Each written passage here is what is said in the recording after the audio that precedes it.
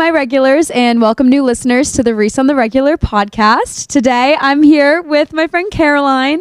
Hello, how are we? I go to UMass. We met a while ago, but I feel like we got close abroad when we both were in Florence. And yeah, we are both seniors. I am a spin instructor, and I have been doing spin for a long time. And I'm just sitting here thinking, like, I can't believe I haven't come to one of your spin classes before.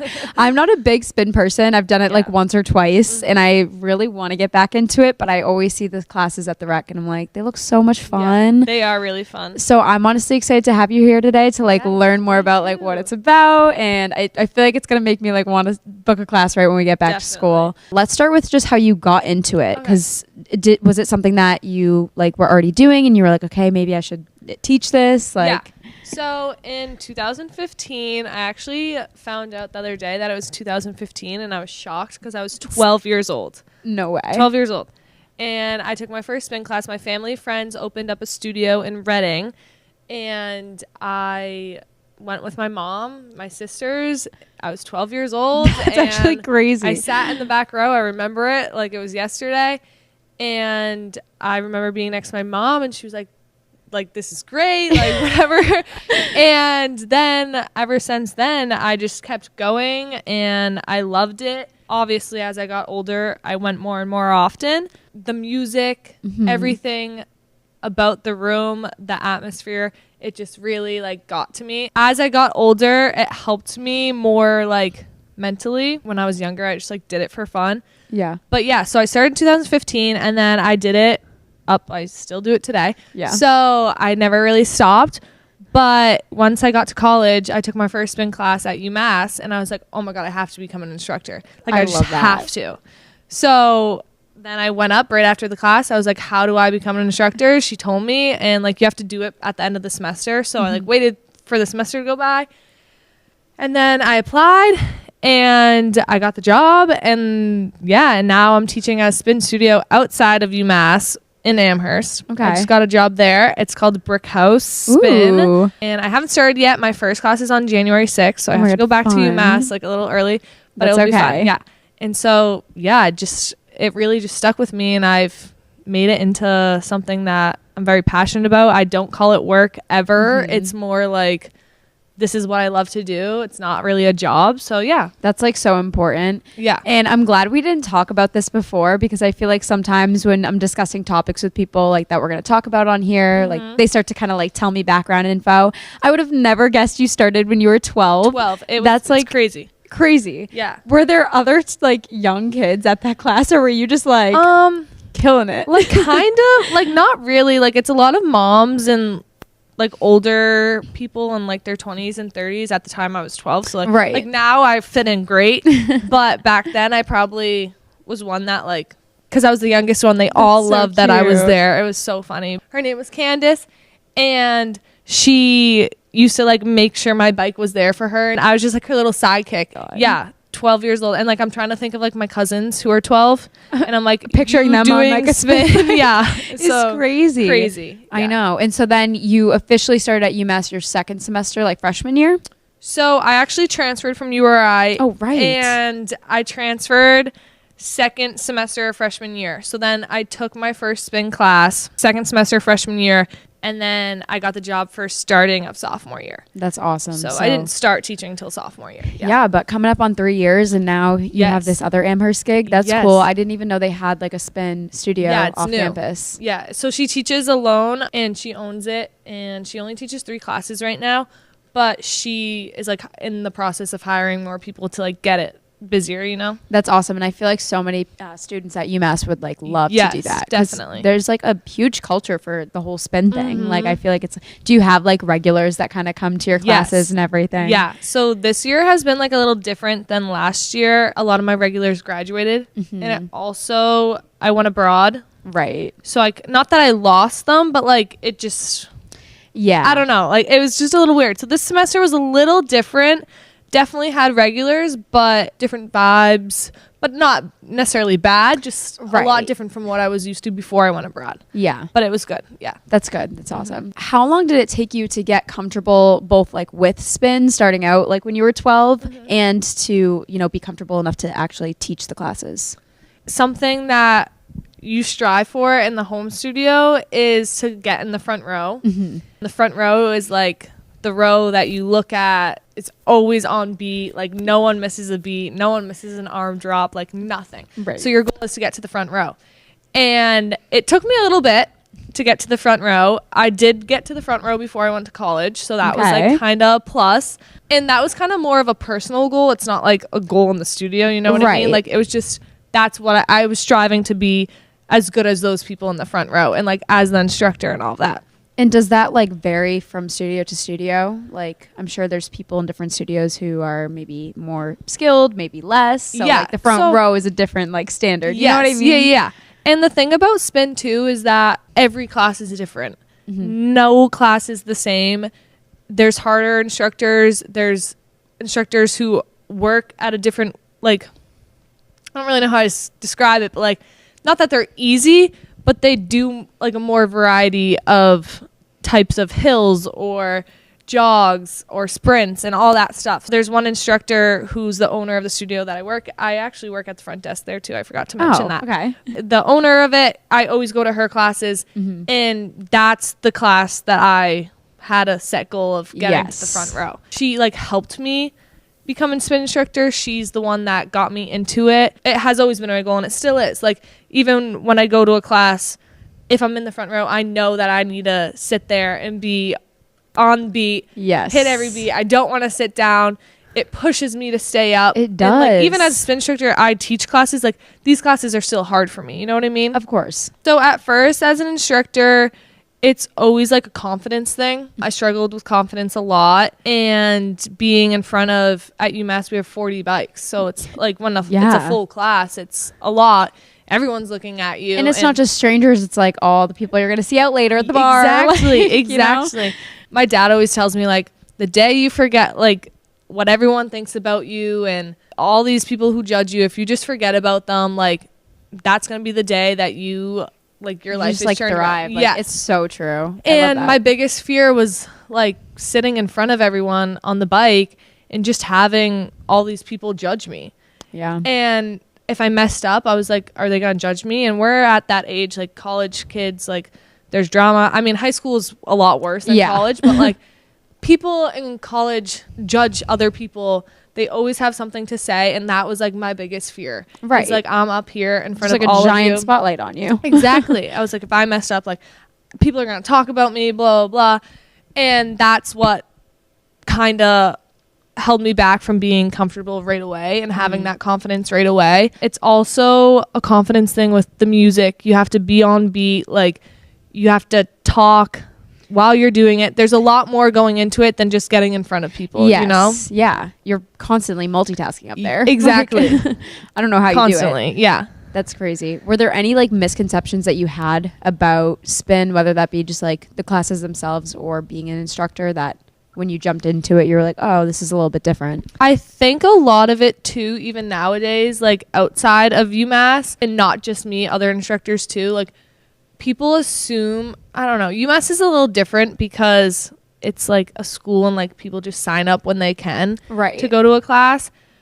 But outside of class, like you're kind of the one who's responsible for getting a following. Yes. Getting those people, getting those regulars. And I guess it does tie into UMass because we do have regulars at UMass who come to classes because of you. But people think, oh, I'm an instructor, I'm going to have a full class right away. Like that's not the case. You need to like get your following and all of that. So I think that's a big misconception that people have become an instructor right away. And even at UMass, like I didn't start out with full classes. Yeah. How long did it kind of take you to get to that point? Or was there like a specific class where you were kind of just like, wow, I think it's the timing. Like the timing of the classes at UMass is definitely a big factor into how big the class is. Right, because it's like students, you know, exactly. People have classes. And if like it's a midday class, you're not going to have a full class. But the night classes are usually full. Morning classes are, I wouldn't say totally full, but not super empty. Right. You know? And how often do you teach? So I've taught a different amount every semester. I started off with only 2. I think it was like Thursday and Sunday. If you're a new instructor at UMass, you have the worst times. Okay. Yeah, And like low priority on that. Yes, the higher up you are, you get like a better pick time. Okay. So I started teaching on Thursdays and Sundays my freshman year or sophomore year. Then I forget what I taught the semester after that, but I think I moved to 3 classes. Okay. So I started at 2, moved to 3 my second semester of sophomore year. And then junior year, I taught 4. Wow. Last fall, I taught 4 spin classes. So I moved up like again. A lot. Yes. It is a lot, but it's also something that like I love. Like I said, I never call it work. Exactly. So I really enjoyed going, and it definitely does get tiring. Of course. Were those split up with different days, or did you ever do like a okay? So I don't think I could do like a morning and night. Yeah, no. I think I did Monday, Tuesday, Wednesday, Friday. That's good though. I mean, like I think about it like I go to the gym those days, Yes. and like so it's kind of a similar thing. And for me, it's like I like enjoy it, so it's not like I have to go do this, you know? Yeah. So that's important. Last spring, I was abroad, so I didn't teach.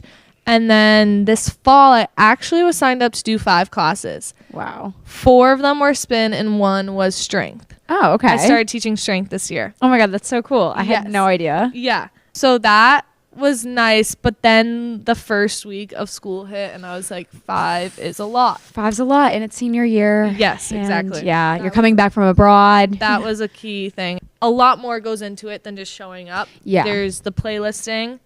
There's what you're going to do in class. Right. And the playlisting takes a long time because teaching that often, you don't want to have the same songs every class because people want new songs, and it's also you just want a variety of different types of music. Even for you, like I'm sure you wouldn't want to keep hearing the same playlist every time. Yeah. So right off the bat, that was way too much for me. And this was my hardest semester in school.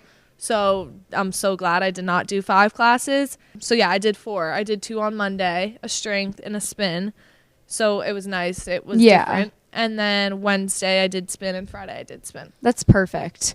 Yeah. And when you were abroad, were you doing spin at all? So there was no spin in Florence, which was kind of hard for me. But when I traveled, I went to spin classes. Like I went to one in Barcelona. I went to one in Amsterdam. I didn't really do that many. I did a couple, but it was awesome. Yeah, Florence was hard with like finding anything workout related. Like I went to Florence Fitness. Yeah, it was really and hard. It was like the bare minimum, but it did something. And just like around the Arno. Yes. That's all you could do. That's exactly what I did. Oh, that's awesome. And then so getting back into like your point about you kind of have to like create a following and like that type of stuff. Talk a little bit more about your like Instagram account and just anything else that you use to promote spin. Yeah. So I created this Instagram account. It's now called Caroline's Catalog because I went abroad. Yes. I want to change it up a little bit and not kind of have like a dump account and not focus on spin. But at first it was just spin, and I would just like at the end of my class be like, follow Caroline's Catalog, or it was called Spin with Caroline at the time. Yes. Okay. I remember that. Follow Spin with Caroline. Like I'll post my schedule and times that I'm covering classes and reels of just me on the bike. I didn't really do much. I feel like, I mean, I don't have that many followers, but like I don't use it as much as I should, I think. Yeah. I really just only posted my schedule when I was teaching that week, if there were themes for classes. Yeah. And just like me on the bike with a good song that I liked. If there's any song that really stuck with me, I would film it. I usually taught with someone too. Okay. So I would film with them and we would do like a little duo fun bike. I don't really like feel like I used it that much to promote a lot, but definitely to like keep the regulars in my classes I used it. Like I wanted them to follow me to like want to come to class and see what I'm doing and all of that. But since I went abroad, it kind of turned into a dump account, and I still use it for spin, but more just to post pictures. Yeah. No. And I mean, I think it's good to have like variety on there too. Yeah. Like people want to see what else you do with your life. So I think it's good. And I was just going to say too, like with that, it gives conversation. Right. Like people come up to me in class and say stuff like after class, they'll say something about what they saw on my account. Right. And it creates like the friendship with them. And that's a big thing about spin too, is we want to create these friendships with people in spin because outside of the room we see them. Yes. And we want to talk to them and get to know them and everything.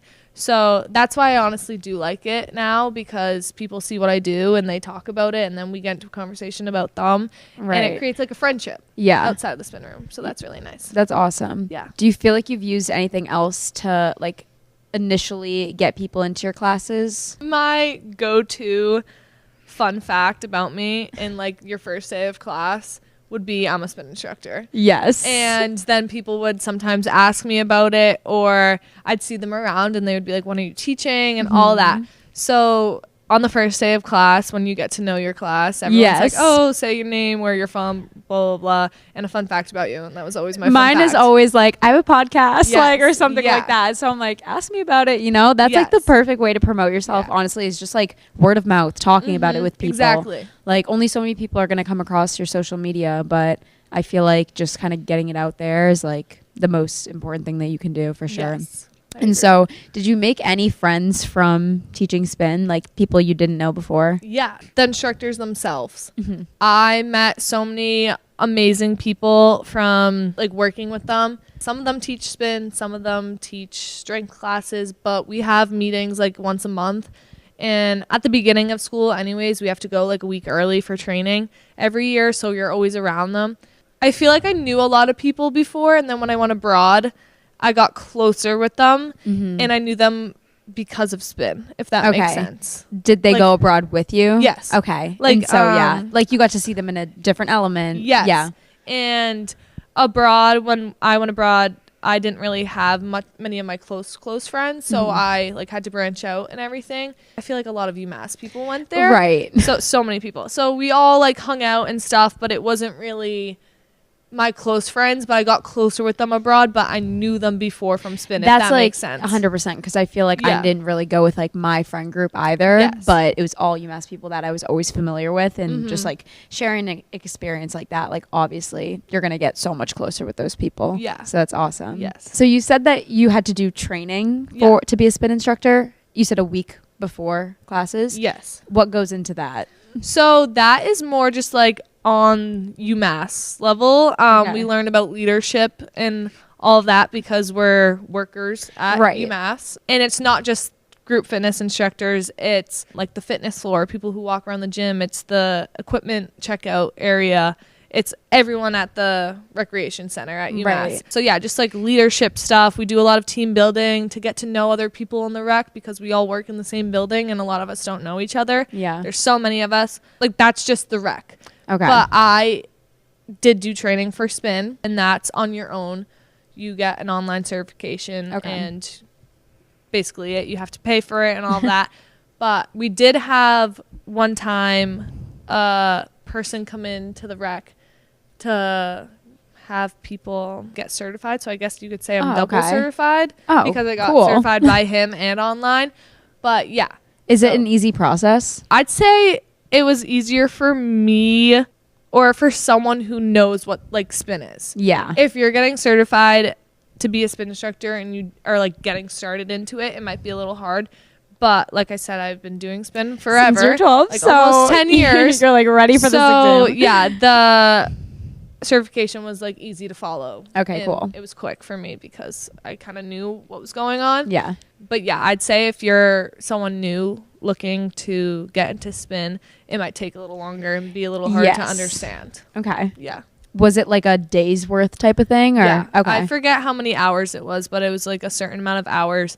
I mean, you could probably do it in one day, but it would take probably more than a long time. Hours, Okay. Okay. Good to know. Yes. Just in case I ever pick up another hobby. Yeah. I know you said every class is different when it comes to spin. How do you keep your classes fun and like try to stand out from other instructors? I try to walk up around the room. Okay. And I also take what I learn from my home studio and bring it to UMass. Mm-hmm. So sometimes the instructors get off the bike at home, and if there's an open bike in the front row, go sit on it and like sprint with everyone. That's fun. It gets the vibes up. So I've done that probably a handful of times just to like feel included. Like yeah, like we're all the same. I love that. Yeah. walking around the room, I sometimes forget about because I get so into it. Yeah. Music is a big thing. Music that I like makes me more energized, but it's also a little challenge is that I need to play music that everyone else will like too. So a variety of music. Do you ever have like a class that's like, oh, we're going to do like a Taylor Swift theme class, like, and do like one artist, or do you usually just do like I've done a Justin Bieber ride before. Okay. I love JB. I'm not a big theme person because it stresses me out. Yeah. Trying to find a song. It's hard because in my class I do a variety of types of songs. Like a hill is slower than a jog, and then a sprint. Like, you need to find the beat in those songs. So if you pick one artist, it's hard to think that they might not necessarily have everything you're looking for. So sometimes I'll do two, like a verse, one verse the other, or I don't know, JB is the only one that I've done like fully him because he has a lot of songs. And another thing that I do is at least once a semester I'll write sticky notes, or there's a whiteboard in the room. Right on the whiteboard, like a little, you got this, happy Wednesday, keep your head up, or I'll write sticky notes and put them on each bike. So 40 sticky notes and put them on the bike.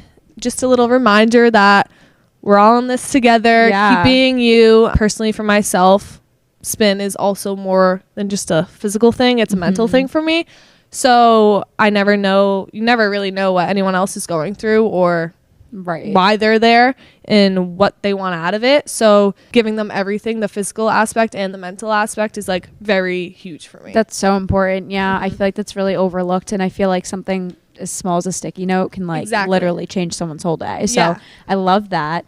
What challenges specifically has spin gotten you through? A lot of mental battles. I'd say it's kind of like my source of therapy. Yes. It's 45 minutes of forgetting about the outside world.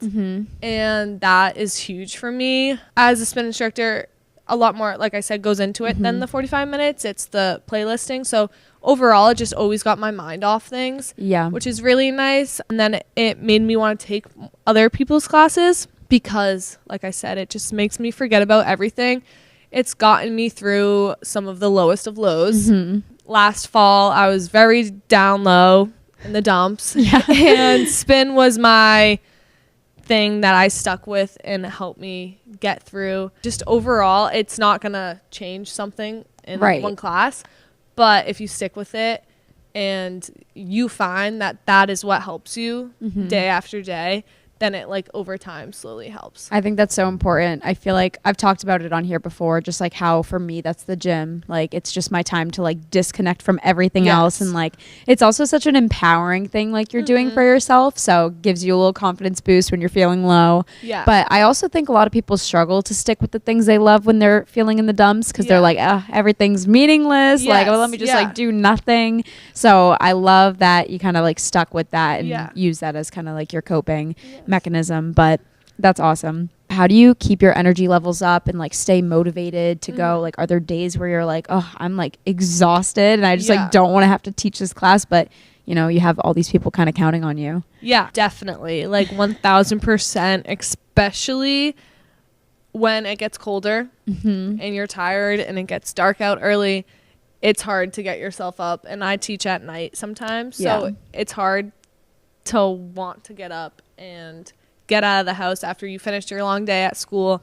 I'm a morning workout person, so the night classes I thought I would like because usually the energy's higher and the classes are fuller and all that, and so I thought I would like it, but I honestly think I liked the morning classes better. I don't know if I should be saying on this. I mean, it's not really that bad, but I guess fake it till you'll make it, because I get up in front of the room and I'm like, I'm so excited to be here today. I've been looking forward to this all day, even if I wasn't. And then that kind of like turns it around for me. You know what I mean? Even though I'm not super happy to be there. It's like when you're standing outside and it's cold and you just have to be like, I'm so warm. Like you have to just like reverse psychology, like really just trick yourself.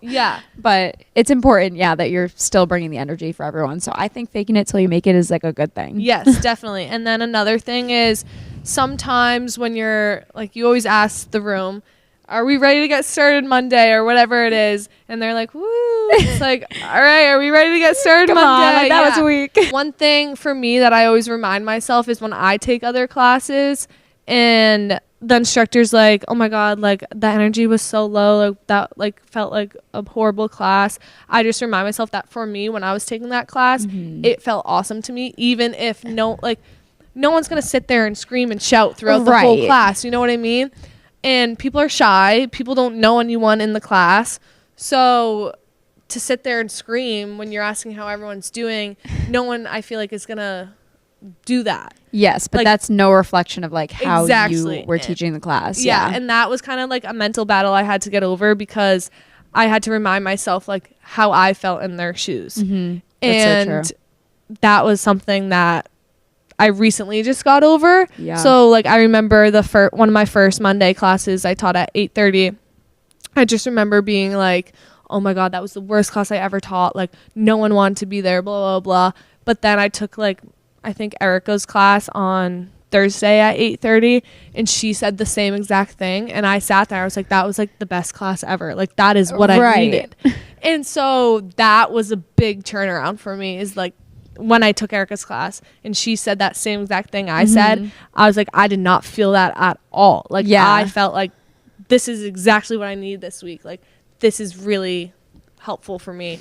And I took that information, kind of ran with it. And that's like good. When I thought my classes were horrible, I just reminded myself that no one is going to sit there and scream the whole time. You know what I mean? So yeah. And I think it's good that you're still also like taking classes as you teach, because there's just still so much to learn from that. Yeah, definitely. That's one thing that group fitness, like overall at UMass, we try to do, is take other people's classes. Do you have any personal stories or like memories from just like any classes that you've taught, and maybe a student like came up to you afterwards and thanked you, or just like you could tell that it had a really big impact on them? Yeah, so like I said, spin changed a lot for me. Last fall, I was going through a breakup and I got pushed really low. Not necessarily by that person, but just like I was just brought really low. I lost all confidence in myself. I never thought I'd smile again a day in my life. And look at you. And a year later, I literally am the happiest version of myself, so it's awesome. It's like the best feeling, right? But now in my spin classes, I kind of take what I learned from being so low and use it to push towards my participants, because you never know what anyone's going through. Not even like in a relationship. I like to say, like, whatever you're going through, whether it's with school, family, friends, relationship, whatever it could be, something that was always said to me when I was at one of my lowest points is, it's gonna be okay. And I never thought it was going to be. And now that I am okay and I went through it and realized it's okay, I say that to them. Like, I've been through this, and you're not going to believe what anyone's saying to you at one of your lowest points. But you need to sit there and you need to push yourself to get through it. And in the end, it will be okay. And if it's not okay, it's not the end. I say these things throughout class, but I also say them at the end of class. And one of my biggest things that I've said almost every class this whole year is that sometimes things need to fall apart in order to fall back together. And just saying these small things helps me, because sometimes even I'm the best version of myself right now, I still have bad days. And so it's a reminder for myself, but also the participants. And I've had a couple participants come up to me at the end of class and say like, wow, like your words really stuck with me. I really appreciate everything you said. And that is like, so like warms my heart, because like I said, you never know what anyone's going through. Like you can't tell from the outside what anyone is going through. They don't tell me what they're going through, you know. They're just like, these words stuck with me, and that makes me so happy, because I don't know how low they are, I don't know how high they are, I don't know where they are at whatever they're feeling, but knowing that what I said is helping them in some shape or form really makes me happy. Yeah, that's like the most rewarding feeling ever. Yeah. And I myself have been to like workout classes where they throw in those like just motivational things, and like I don't know, just being in that setting, it hits you different. Like, you're like, that's so right. Like, it kind of flips a switch. And so I think that's great that you incorporate that too, because it really could help someone out like way more than you even intend. But more importantly, like helps you out too. And like just knowing that you're helping other people and you're kind of like giving yourself those reminders as well. Yeah, definitely. I think too, like I always say to my classes sometimes, I'm like, don't be afraid to cry and spin, because the amount of times last fall I cried in a spin class, it was almost every class I went to. It's like emotional. It's so emotional. And in fact, I went to Bespoke in the Cape.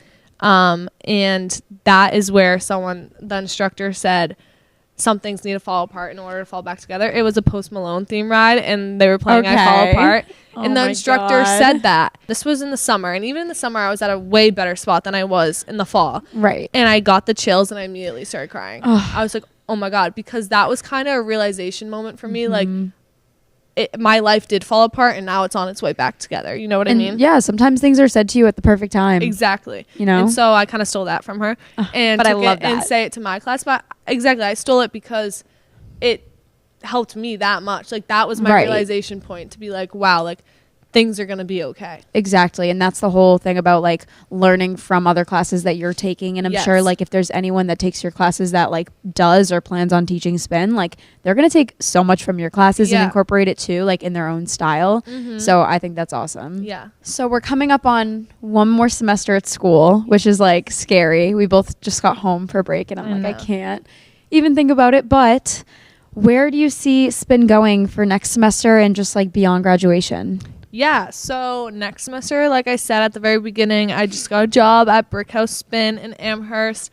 So I'm not really sure how often I'll be teaching there, because I'm teaching at UMass as well. And I also just got an internship. And so I'll be all over the place kind of next semester. I'm a part-time student, so I have a lot of free time on my hands, I'd say. So I'm kind of building my schedule with spin and the internship and all of that.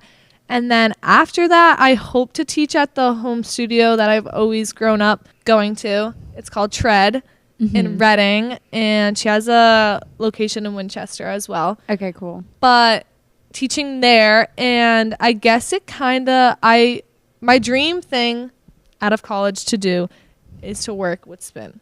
My issue is that you can't make enough money. Right. Only being a spin instructor out of college. So you kind of have to work around that.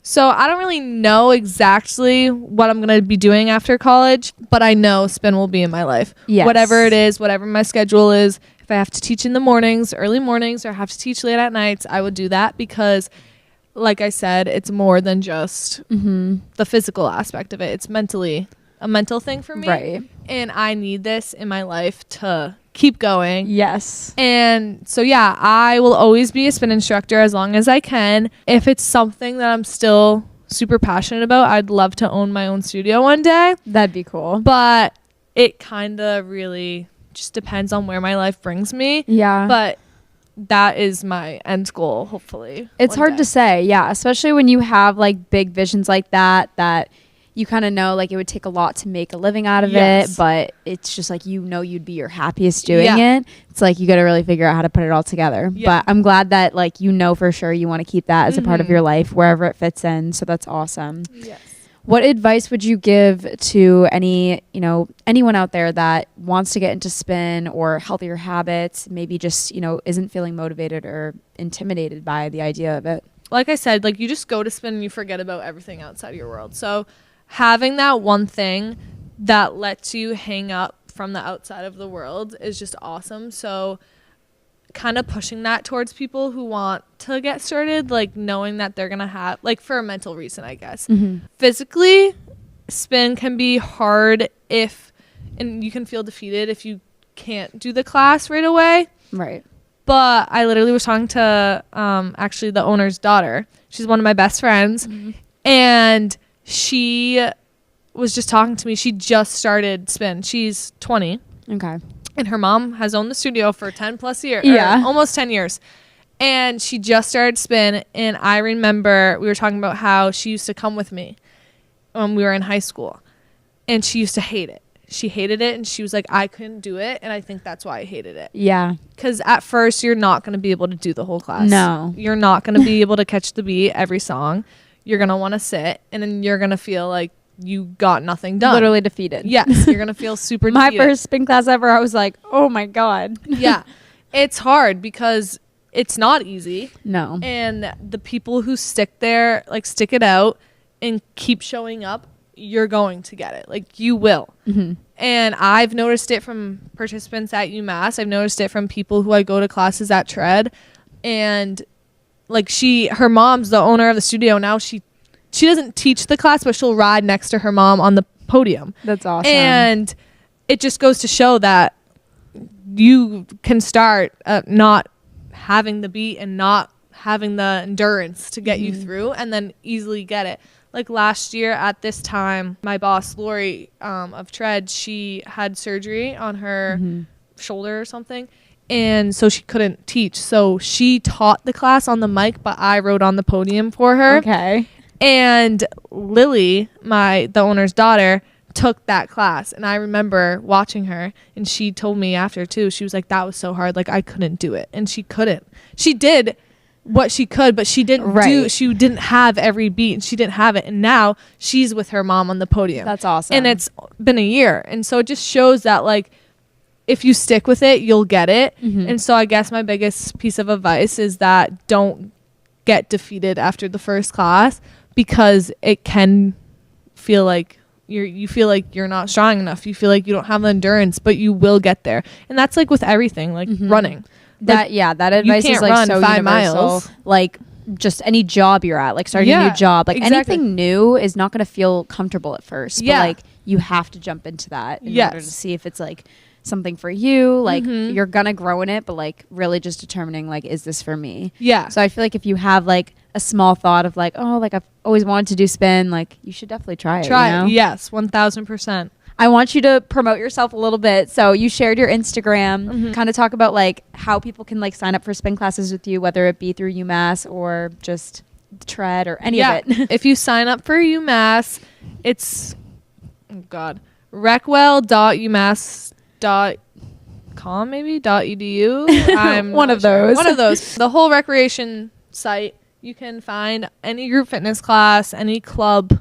Your strength classes too. Strength class, yes. Next semester, I am teaching Monday, 12:15. It's a core 30 class, so it's 30 minutes, all core. And then Monday, 4:30 strength. And then Wednesday, 5:15 spin. And that is going to be super fun. I'm so excited. It's going to be a variety of classes for me, so it's not going to be the same thing, which I'm super excited about. And then Brickhouse Spin, if you want to try Brickhouse, they have an app. Brickhouse Spin, you can do it online, but they do have an app. And then Tread, which hopefully I will be teaching there after. It's just treadreading.com, I believe. But definitely try out those 3 things if you're in the area and you like spin, because they're amazing. And then Caroline's catalog is where I'll be posting wherever I get a job next for spin. Yes, go take her classes. Go take any class and just get started out, and follow her on Instagram. See where she heads next. Maybe we'll have Caroline back on the podcast. So give some feedback. But I had so much fun learning about this. And like I said from the start of this episode, I knew this was going to inspire me to want to sign up for class. So like, I'm excited to get back into Amherst. Thank you so much. I had so much fun. Thank you for having me. I enjoyed talking about this. And as always, if anyone has any questions about spin or anything, if you're watching this or listening, please feel free to reach out to me on Instagram or whatever it is. Yes. All right, guys. We will see you soon. Bye.